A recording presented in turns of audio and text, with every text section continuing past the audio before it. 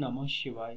सज्जनों, आज के इस वीडियो में हम जानेंगे कि किस प्रकार से तांत्रिक पितरों को बंधन में डाल देते हैं और उस बंधन से मुक्त करने के लिए क्या उपाय करने चाहिए। यदि पितर तंत्र के प्रभाव में पड़ जाते हैं तो व्यक्ति के ऊपर उसका क्या प्रभाव पड़ता है, आइए देखते हैं आज के इस वीडियो में।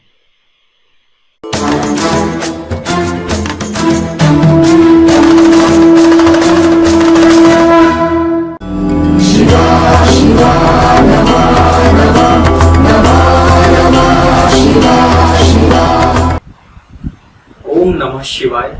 शिव सदा सहाय। एस्ट्रो दिशा ज्ञानवर्धक प्रोग्राम में आप सभी का स्वागत है। आइए हमारे दर्शकों ने जो प्रश्न पूछे उन सभी का उत्तर देना शुरू करते हैं। सबसे पहले भजन संध्या ज्वाला नागौर की तरफ से प्रश्न आया है। इन्होंने पूछा कि हमारे पितर को दुष्टों ने मुस्लिम तंत्र से 3 बार बंधवाया हुआ है और पितर को बंधन से मुक्ति के लिए क्या उपाय करना चाहिए। प्रश्न सिर्फ नागौर वालों का ही नहीं है, ये बहुत सारे लोगों के मन में प्रश्न होता है, क्योंकि उनकी जिंदगी में इस तरीके की समस्याएं आती हैं कि लोग अपने पूर्वजों, अपने पितरों के लिए यथावत जो करना चाहिए वो पूर्ण रूप से करते हैं। बहुत सारे लोग करते हैं।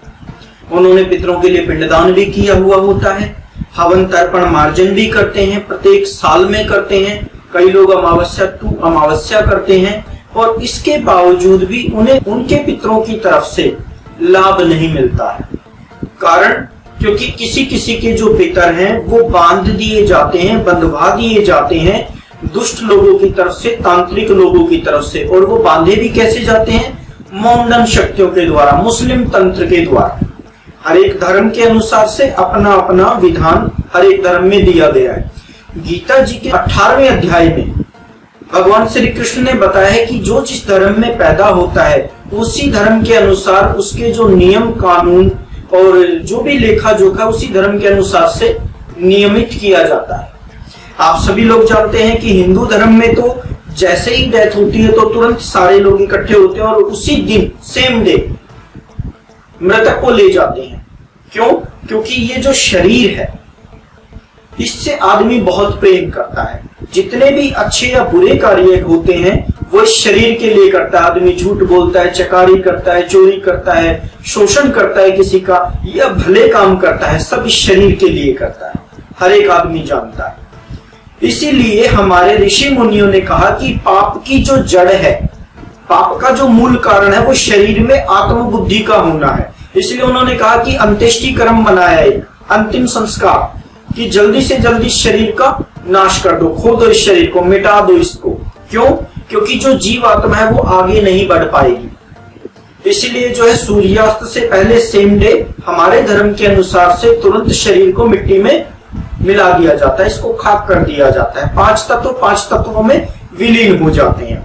इसके बाद जो कुछ बचता है वो यारों प्यारों में प्रीति बचती है। तो यारों प्यारों में प्रीति क्या है कि जैसे किसी की डेथ होती है तो दो जैसे जैसे लोगों को पता चलना शुरू होता है, लोग आते जाते हैं। यदि उस जीव आत्मा की किसी के अंदर प्रीति होगी, कोई वासना होगी, वो भी पूरी हो जाती है। क्योंकि जो भी आता है वही ये बोलता है कि अरे भगवान उसकी आत्मा को शांति दे, वो बड़ा अच्छा इंसान था, उसने ऐसे ऐसे कर्म किए थे, ये चीज अच्छी की थी उस टाइम उसने हमारी हेल्प की थी। तो जो कुछ उसके मन में, जीव आत्मा के मन में कोई विषय वासना होती है वो भी वहां से दूर हो जाती है। क्योंकि उसका खुद का प्यारा भी बोलता है कि भगवान उसकी आत्मा को शांति दे, उसकी सदगति हो।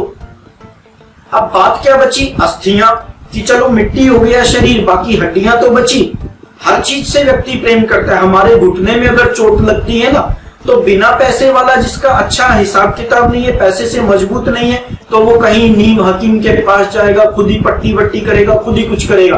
और जिसके पास पैसा है वो अपने घुटने को ठीक करवाने के लिए, अपनी अंगुली को ठीक करवाने के लिए, अपने नाखून को ठीक करवाने के लिए, यहाँ तक कि अपने बाल तक को ठीक करवाने के लिए अमेरिका भागेगा, यूरोप भागेगा। क्यों? क्योंकि उससे प्रेम है उसको। तो ऋषि मुनियों ने देखा कि अभी अस्थियां तो बच गई, तो तीसरे दिन अस्थियां उठाई और गंगा जी में जल प्रवाह कर दी। और गंगा जी में क्या टिकेगा? इतने तेज जल प्रवाह में क्या टिकेगा? वो जाकर के बंगाल की खाड़ियों में गिर जाते और सारे संसार की जो अस्थियां जो भी हिंदू धर्म से संबंधित इस प्रकार का अंतिम संस्कार करते हैं और फिर वो जाकर के जल में अस्थियों पर जल प्रवाह करते हैं, तो सारी बंगाल की खाड़ी में जाके गिरती है। खोज लो कौन सी अब अपनी। तो जीव आत्मा को दिखता है अब कोई है ही नहीं। यारे प्यारे बोलते हैं कि आगे बढ़ो, उसकी सदगति हो, उसकी आत्मा को शांति मिले, और शरीर बचा नहीं। तो वो क्या करती है, वो आगे बढ़ जाती है। उसका जो भी कार्य किए हैं उसने अच्छे बुरे, उसके अनुसार से वो अपना भोग भोगती है, नई योनियों में जाती है।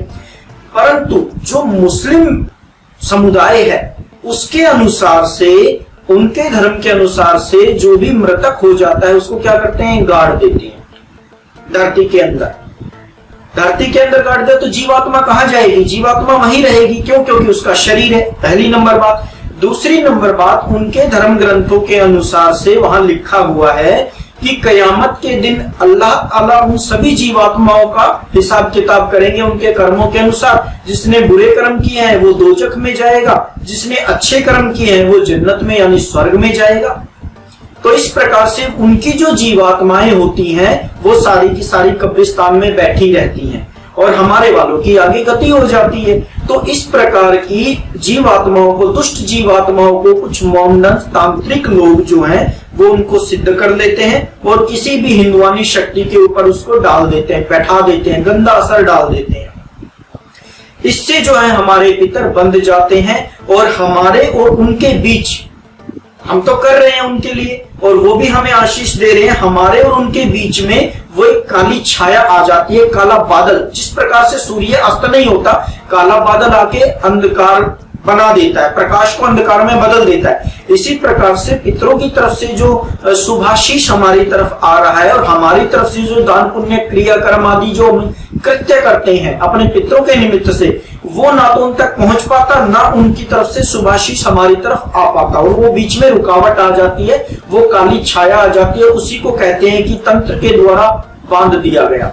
और हम क्या करते हैं, उसको फिर खोलते हैं, पूजा उपासना करते हैं, उपाय करते हैं, क्योंकि हर समस्या का समाधान है। तो इन्होंने लिखा कि 3 बार बांध दिया है। अब कैसे होगा, ये उपाय पूछते हैं, उपाय भी आपको बताया जाएगा।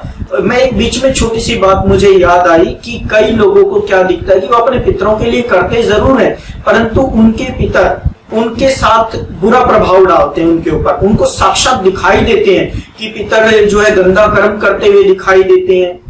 कई स्त्रियों ने मुझे बताया कि हमारे जो पूर्वज है, पितर है, वो मेरे साथ हमेशा ऐसे सफेद चोगा दिखाई देता है, एक बराबर में काली छाया भी दिखाई देती है, और वो बोले गंदा कर्म करते हुए मुझे दिखाई देते हैं। कईयों का शरीर सूख गया है, कईयों रोगी हो गए हैं। तो इस तरीके का उन्होंने प्रभाव बताया। ये बांधे हुए पितरों की तरफ से ही, जिनके ऊपर तंत्र बाधा का प्रयोग किया गया है, उसकी तरफ से इस प्रकार का बुरा असर आता। वो करना नहीं चाहते ऐसा कृत्य, परंतु वो जो बुरी छाया है, जो वासना की कारण से डेथ हुई थी, जिसकी मोमडन्स वाली बुरी छाया, कि मुस्लिम शक्ति की जो छाया है, वो क्या करती है, अपनी वासनाओं को तृप्ति के लिए वो पितरों के माध्यम से उस चीज का शोषण करती है, उस चीज की तृप्ति करती है। तो इस तरीके का बुरा असर आता है। इसके लिए क्या है कि अगर साधारण तौर पे पितृदोष होता है तो मैंने बताया है कि त्रिपिंडी श्राद्ध करना चाहिए, आपने वीडियो देखा होगा।